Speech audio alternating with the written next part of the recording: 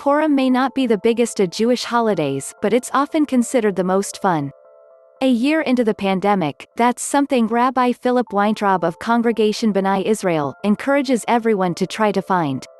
Jewish people celebrated Purim even during the Holocaust, he said. Israeli soldiers celebrated while deployed in Kathmandu.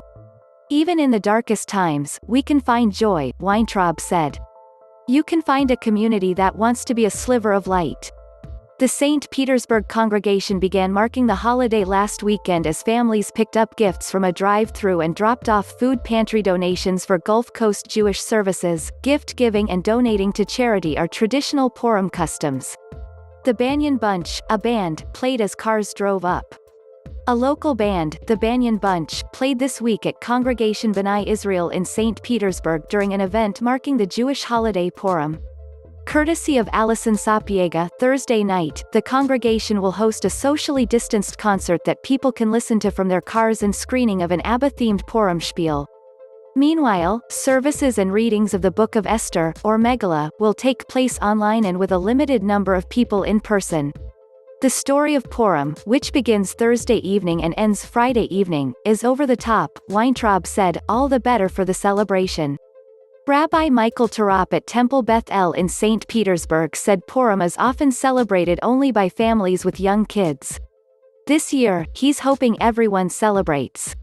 We have experienced so much that has weighed us down, more than ever we need to find the outlet for laughter and frivolity and letting go, Tarap said.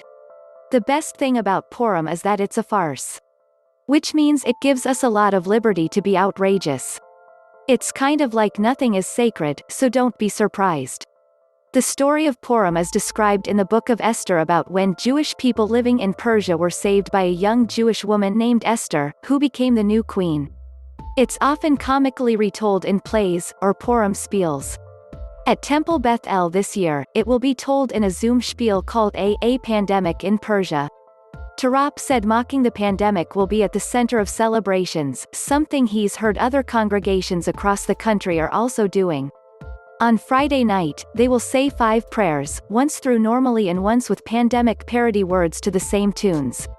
I think there's a natural human response to situations that cause anxiety and stress and unhappiness, and that is to find the ability to laugh at a situation because it lifts some of that tension and lifts some of that anxiety, Tarap said.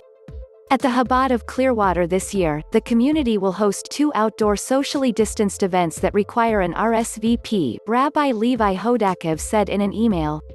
On Thursday night and Friday afternoon they will host readings. On Friday night, a magician will perform.